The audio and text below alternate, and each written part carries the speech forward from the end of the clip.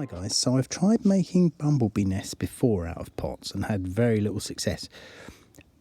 Tree bumblebee nests out of blue tip boxes all the time, really successful, but not out of pots.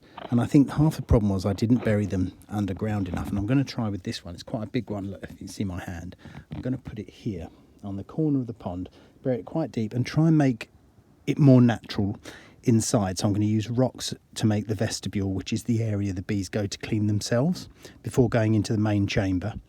I'm going to line the main chamber with cat hair here. Now this, I couldn't find any rodents' nests or birds' nests, and that's ideal because they like the smell. In nature, they're attracted to that smell. It's a natural way of finding a place to stay.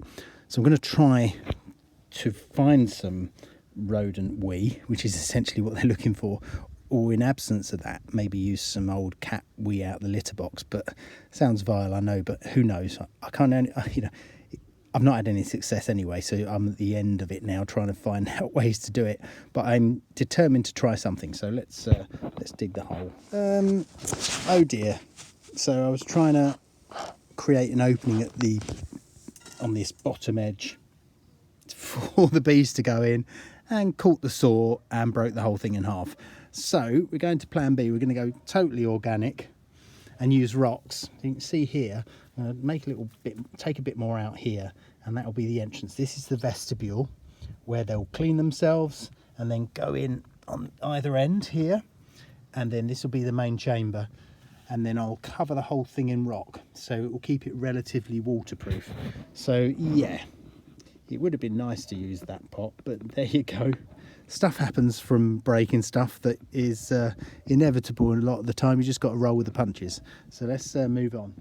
So that might have been a blessing in disguise, breaking that pot, because I think this is a far more natural and far more kind of organic, and hopefully it will be something that they want to go into. Last year I did a video where there were tree bumblebee, I can't remember what they were now, but some sort of bumblebees in a nest in the rock like this that the badger got into. I don't know if you remember that video, but you can look back and find it. So hopefully this replicates that. And what we'll do is we'll put a nice solid top on this, something like this, and completely fill it in, and then more rock and earth over the top.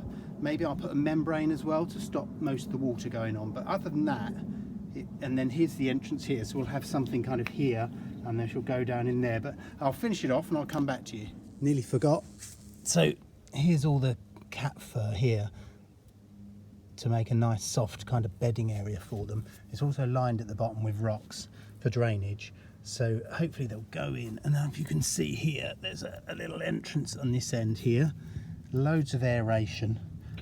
Come down here, but yeah, I forgot to put the cat hair in. My wife's just looking for some litter with cat wee in it. I don't know if it's going to work, but I cannot find a rodent nest or a bird's nest for the life of me from last year, so it's going to have to be that. Let's see how it goes. As I've been doing it, a Bombus lapidarius has been flying around, so maybe he'll come back, or she'll come back. So there it is, all done. I put an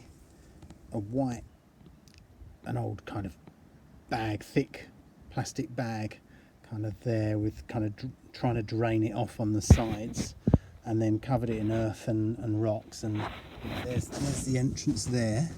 So hopefully that will be suitable, but who knows, because I've done this many times before and never had a bumblebee. And then you, like I say, you get an old blue tip box that you're not expecting anything to come to, and you've got tree bumblebees kind of there in abundance. So I don't know, but let's hope so. I'm quite pleased with it. It's hidden quite well, and I guess I'll soon know. But I've put some, again, ideally rodent nests, relatively fresh. They still kind of smell, but I've put some cat litter. I actually put the cat hair in the bag of cat litter with just wee before you ask in the comments, and then just shook it up, and then sort of shook it off, and then put that inside, and then I've just sprinkled some around there. I don't know if the cat wee will have the same effect. It might even scare them off. I don't know. It's a bit of a science experiment, but let's hope so. And hopefully we'll have some bumbles. Thanks for watching, guys. Cheers.